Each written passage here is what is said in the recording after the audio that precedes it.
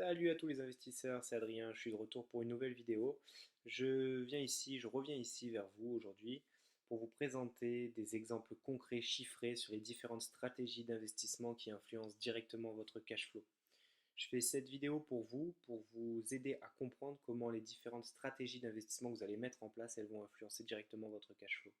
J'ai pris un exemple concret ici. Ce que je vous recommande de faire ici, c'est de prendre une feuille, de prendre des notes de tout ce qui va être dit et de l'appliquer directement pour votre bien immobilier. Le but de ces exemples, c'est de vous montrer à quel point certains paramètres peuvent influencer votre cash flow et vous devez en tenir compte. Prenez ce qui va défiler et adaptez-le à votre bien immobilier, remplacez les valeurs par vos valeurs, attribuez-vous ce travail et essayez de chercher comment améliorer votre cash flow. Allez, c'est parti, on y va. Donc l'exemple ici, ça concerne l'achat d'un studio à Nice, d'accord? Donc un F1, un T1, hein, d'accord, qu'on va transformer en T2. Pourquoi cette transformation? Parce que d'une part, ça augmente la valeur locative du bien, d'autre part, ça augmente la valeur à la revente du bien. Donc on va privilégier ce type de transformation. Donc on a ici un prix d'achat à 80 000 euros comme vous pouvez le voir. Sur ce bien ancien, va s'appliquer des frais de notaire d'environ 8%. Donc pour obtenir nos 6 400 euros ici, vous multipliez 80 000 par 0,8, vous obtenez 6 400. On a donc un achat du bien avec les frais de notaire à 86 400 euros. En ce qui concerne ce bien, pour réaliser les travaux, on va avoir un budget de 8 900 euros, d'accord? Ceci a pour but d'augmenter votre rendement entrepreneurial, c'est-à-dire le rendement qui est propre à vos efforts, propre aux travaux, à la rénovation, à la remise en état du bien, à l'amélioration de la qualité du bien. On a donc un achat du bien plus les frais de notaire plus les travaux à un prix de revient de 95 300 euros. Donc quelles sont les autres données? En l'occurrence, là, notre investisseur ou nos investisseurs vont apporter les frais de garantie. Les frais de garantie, c'est 0,8% du capital emprunté, d'accord? Plus une somme forfaitaire de 200 euros. Donc si vous multipliez les 95 300 euros que vous allez emprunter par 0,008, hein, car 0,8%, plus les 200 euros, vous obtenez 962 euros. Notre investisseur apporte également les frais de dossier de 400 euros, d'accord? L'idéal, évidemment, on se place sur un idéal, ça va être de faire financer la plus grande partie du montage par la banque tout en ayant un cash flow positif. On va voir par la suite comment se passe cela, est-ce que c'est possible, quelles sont les conditions. Le loyer mensuel, donc qu'on va obtenir par la location de ce bien, c'est 650 euros, d'accord, mensuel hors charge. Donc les recettes locatives brutes annuelles sont de 7 800 euros. Quels sont les autres frais? Donc les dépenses de fonctionnement, dans lesquelles pour l'instant je n'ai pas intégré la taxation et les impôts, elles sont de 120 euros par mois. 120 euros par mois, répartis comme suit. Donc les frais à la charge du propriétaire, 55 euros, d'accord? On les a proratisés mensuellement, 55 euros. L'assurance, 15 euros par mois, d'accord? C'est à une habitation PNO, c'est-à-dire propriétaire non occupant. Vous devez assurer votre bien, même si ce n'est pas vous qui l'habitez, d'accord?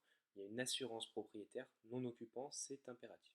La taxe foncière, on l'a évaluée ici à 600 euros, donc on proratise et on obtient 50 euros ici, d'accord? Le total de tout ça nous donne un montant de 120 euros par mois. Les impôts et les prélèvements sociaux, d'accord? Dans notre exemple, on va considérer 20% en taux marginal d'imposition, hein, et 17,2% en prélèvements sociaux.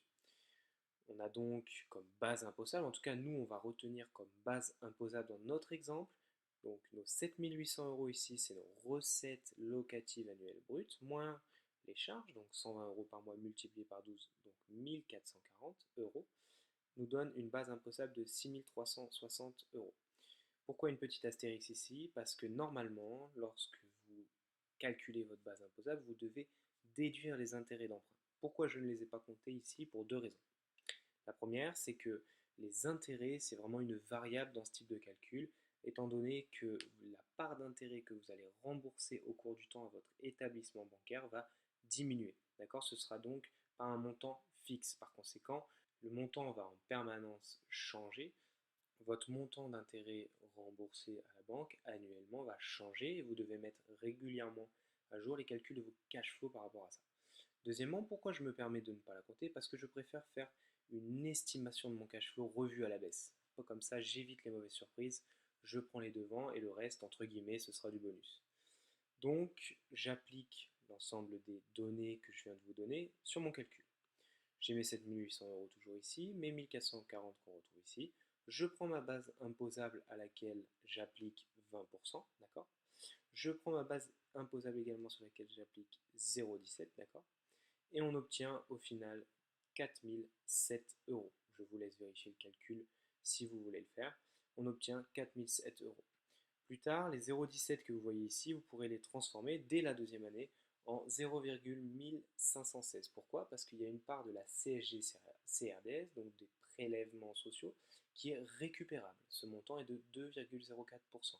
Donc n'hésitez pas à vous renseigner là-dessus aussi. Le cash flow mensuel, on le calcule, on a notre résultat ici, 4007 €, on le divise par 12, d'accord? On proratise, on obtient 334 € de cash flow mensuel. Attention, là, on n'a pas encore appliqué les mensualités de remboursement dues au crédit que vous allez mettre en place avec votre établissement bancaire. Voyons maintenant l'influence de la durée de l'emprunt sur notre cash flow. Vous voyez dans ce tableau ici, je vous ai mis les différentes situations possibles en fonction de la durée d'emprunt, 15, 20, 25 et 30 ans. En ordonnée, vous avez ici la durée de l'emprunt, les taux obtenus, les mensualités de remboursement, le cash flow. Concrètement, après avoir réalisé les calculs, qu'est-ce qu'on obtient? On se rend compte que les taux logiquement augmentent en fonction de la durée d'emprunt. On remarque à 15-20 ans que notre cash flow est très négatif. On parle ici d'un cash flow mensuel. On se rend compte qu'il est quand même très négatif, c'est inenvisageable. À 25 ans, je vous l'ai mis en noir, je ne l'ai pas mis en rouge. Pourquoi? On aurait pu améliorer nettement ce cash flow à 25 ans. On aurait pu réaliser une partie des travaux nous-mêmes. Effectivement, on n'a pas compté, on l'a dit tout à l'heure, les intérêts d'emprunt qui doivent être déduits, donc une base imposable moins élevée. Par conséquent, un résultat plus élevé sur le cash flow mensuel. D'accord? On aurait obtenu un nombre supérieur à 334 € sur lequel on aurait dû appliquer notre mensualité de remboursement. Ok? On aurait pu également négocier le taux, c'est ce qu'on va voir ensuite. Et aussi, en plus de cela, négocier les frais de notaire. En tout cas, la partie qui incombe aux honoraires du notaire en lui-même. La partie qui revient à l'État, vous ne pouvez pas la négocier. D'accord? Donc, seulement dans ce cas-là, 30 ans était envisageable pour avoir un cash flow positif. Attention, 30 ans, on en entend souvent parler, c'est quand même difficile à obtenir. C'est vraiment difficile à obtenir, il y a quand même un certain nombre de conditions. Il faut savoir que quand vous prenez un crédit sur 30 ans avec des taux aussi bas, la banque à la fin n'est pas gagnante finalement, hein. Attention, ayez bien en tête que 1 euro aujourd'hui vaut plus cher qu'un euro demain. Dans 30 ans, qu'est-ce que sera 1 euro? Imaginez ce qu'est 1 euro dans 30 ans. Et vous comprendrez pourquoi les banques ont du mal à prêter à 30 ans sur des taux aussi bas. D'accord? Donc, je vous ai mis ici, d'accord, un détail de la formule à 15 ans, par exemple. Si vous voulez vous entraîner à le faire, je vous invite à le faire. Vous allez retomber sur vos pattes, retomber sur ce chiffre, 573. Essayez de vous entraîner, de travailler sur cette formule. Ne serait-ce que pour votre culture financière, je vous ai mis ici la formule des mensualités d'emprunt, d'accord? Donc, comme vous pouvez le voir ici, elle se décompose ainsi. Vous avez M pour mensualité, C pour le capital emprunté. Vous avez deux fois, vous retrouvez le facteur R sur N, d'accord, à la fois au numérateur, à la fois au dénominateur. R correspond au taux, d'accord. N correspond au nombre de remboursements par an. Sachez une chose, c'est que ce R là, comme vous pouvez le voir ici, taux d'intérêt nominal annuel, si vous prenez votre TAEG dans votre calcul des mensualités, il n'y a pas de problème. Vous remplacez votre R par votre TAEG, ça vous donnera le bon montant de mensualité. D'accord? On passe à la suite. Quelle est l'influence des taux obtenus et de leur négociation sur votre cash flow? Vous vous souvenez du tableau précédent, on avait sur 15 et 20 ans des cash flows négatifs, 25 ans également, mais qui tendaient à se rapprocher vers zéro avec des petites améliorations qu'on aurait pu faire, et à 30 ans un cash flow positif. On se retrouve exactement dans les mêmes circonstances, à peu de choses près, à quelques euros près, d'accord? À 15 et 20 ans, malgré la négociation du taux, on reste sur des cash flows très négatifs mensuellement. À 25 ans, malgré la négociation du taux également, on reste sur un cash flow négatif qu'on aurait pu améliorer. C'est pour ça que je ne l'ai pas mis en rouge aussi. J'ai pas été aussi sévère, on va dire, sur cette catégorie à 25 ans parce que c'est quand même ça tend vers zéro. Avec des améliorations, on peut tendre vers zéro. Le vert ici, 30 ans toujours, plus 27 € mensuels. Voilà, toujours dans les mêmes conditions, 30 ans, difficile à obtenir. On va voir maintenant l'influence de l'apport. L'influence de l'apport. Je vous ai pris ici un apport de 15 300 euros, ce n'est pas un chiffre au hasard. Il correspond cet apport aux frais de notaire ainsi que l'apport réalisé pour les travaux et les rénovations, ce qui nous fait un total de 6 400 plus 8 900, donc 15 300 euros. Ça représente 16,05% du prix total du bien. D'accord. Prenez 15 300, vous divisez par 95 300, vous avez vos 16,05%. Donc au final, si on regarde notre tableau maintenant, on a un montant de l'emprunt qui est de 80 000 euros. D'accord. 15 300 euros d'apport, 80 000 euros d'emprunt. Qu'est-ce qui se passe sur 15 ans? Toujours un cash flow qui va être très négatif mensuellement. Sur 20 ans, on a un cash flow toujours négatif, mais qui tend à se rapprocher de zéro. Sur 25 ans, on est positif. Sur 30 ans, on est positif mensuellement.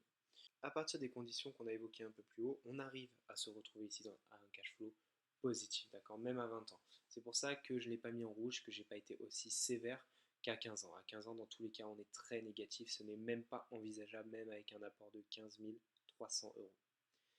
Je vous présente ici la seconde possibilité, entre guillemets, au niveau de l'apport, qui en tout cas dans cet exemple. Donc toujours pareil, nos frais de notaire, nos travaux, et en plus de ça, on va rajouter 15% du prix du bien. 15% du prix du bien, soit 12 000 euros. On obtient un total de 27 300 euros. Cette fois, on apporte donc 28,6% du prix total du bien. Qu'est-ce que ça donne? Qu'est-ce que ça donne?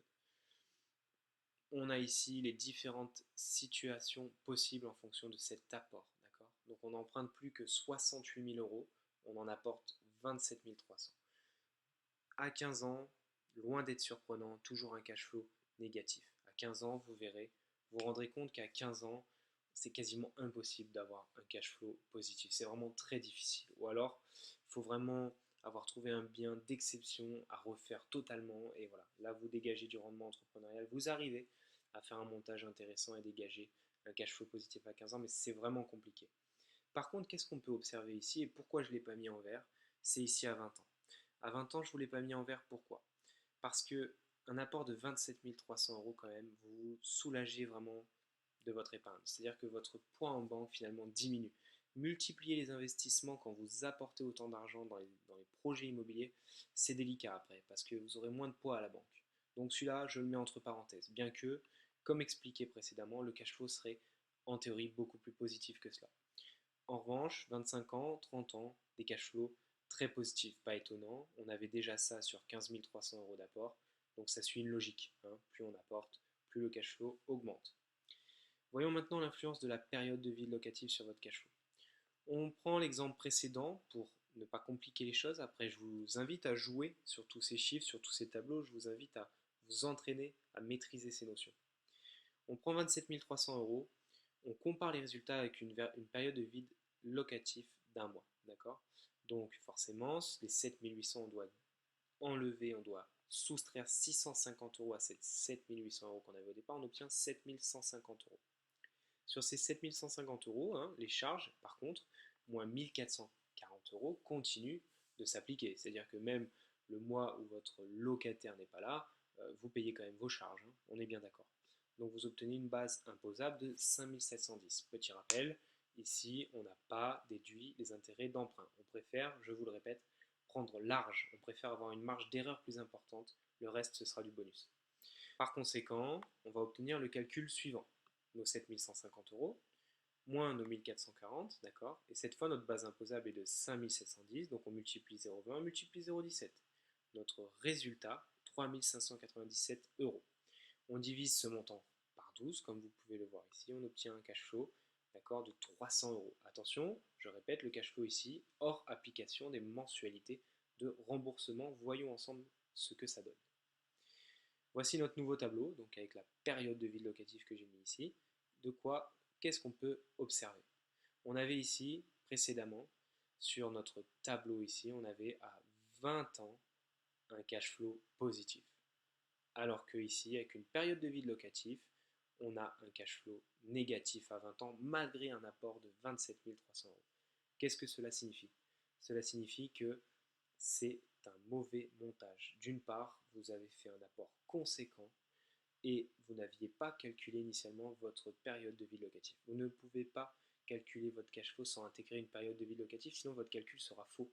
c'est mathématique. C'est-à-dire que quand vous louez des biens, il y a forcément un roulement. Donc il y a forcément un moment où votre bien ne va pas être habité, où votre bien va avoir besoin de rafraîchissement, où votre bien va connaître, pour une raison X ou Y, une période de vie locative prolongée. Vous devez tenir compte de tout ça. Vous devez prendre au minimum, je vous le recommande en tout cas, un mois de vide locatif par an. Ça vous laisse pareil une marge de manœuvre et ça vous évite de surestimer votre rendu du cash flow. En revanche, et c'est là que ça devient intéressant, on voit quand même qu'à 25 et 30 ans, on obtient des cash flows positifs en intégrant voilà, une vacance locative. En intégrant un mois de vide locatif, on obtient quand même des cash flows qui sont positifs. D'accord? Pour ne pas compliquer une fois de plus les choses, je vais vous montrer maintenant l'influence de la taxation sur le cash flow. On garde notre exemple précédent avec nos 27 300 euros d'apport. Donc voilà, là on repart sur un exemple de base sans période de vide locatif, d'où les 7 800 euros. On fait nos calculs, on retrouve notre chiffre, notre nombre pardon, de tout à l'heure, 4007 euros. L'investisseur qui effectue son calcul du cash flow mensuel comprenant la taxation obtient 334 euros de cash flow hors application des mensualités. D'accord?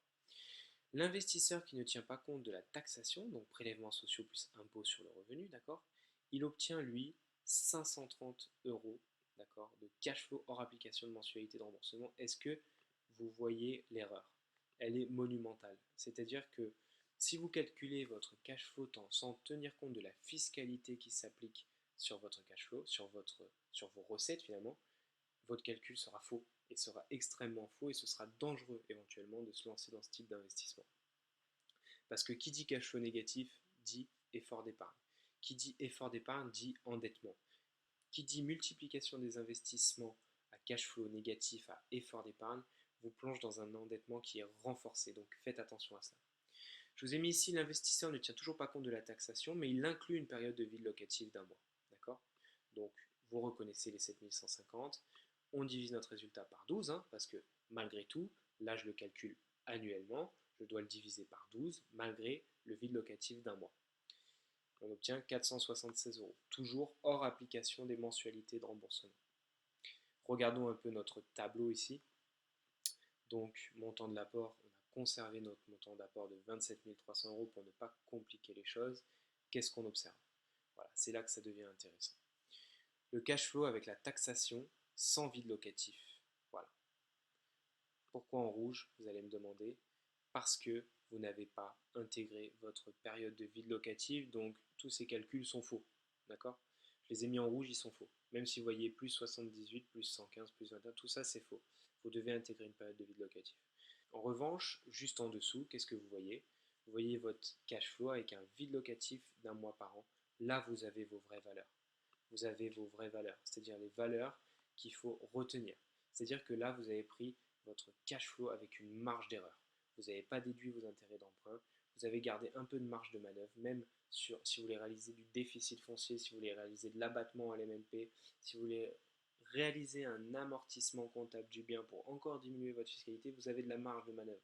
Là, vous êtes bon sur cette ligne. Ensuite, je vous ai mis le cash flow sans taxation, sans vide locatif. Vous avez vu? C'est très puissant là, c'est-à-dire qu'il y a des chiffres très élevés. Ça vous donne une illusion, une véritable illusion de ce que pourrait être votre cash flow. Vous serez très loin de ces résultats, je vous le garantis. Ensuite, le cash flow sans la taxation, mais avec un vide locatif d'un mois par an. Ça reste très positif, vous voyez?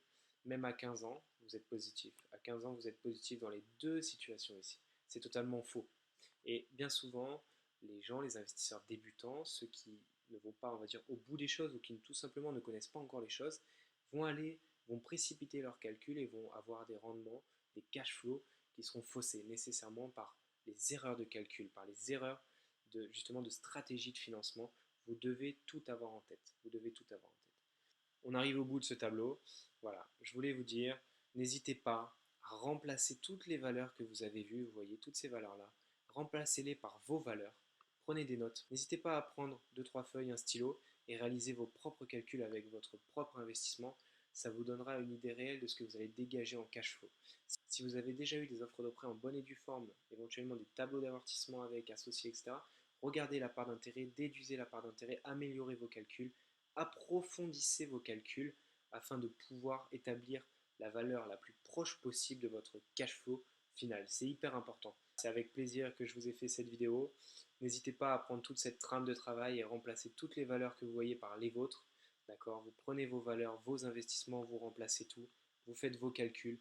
N'hésitez pas à vous entraîner vraiment à manier ces formules, à manier voilà, les calculs de la base imposable, etc. N'oubliez pas, si vous avez vos intérêts d'emprunt, de les déduire fiscalement afin d'avoir des calculs encore plus précis et surtout privilégier la qualité de votre cash flow. N'oubliez pas que vous voulez qu'il soit positif. C'est hyper important et ça vous permettra de multiplier vos investissements.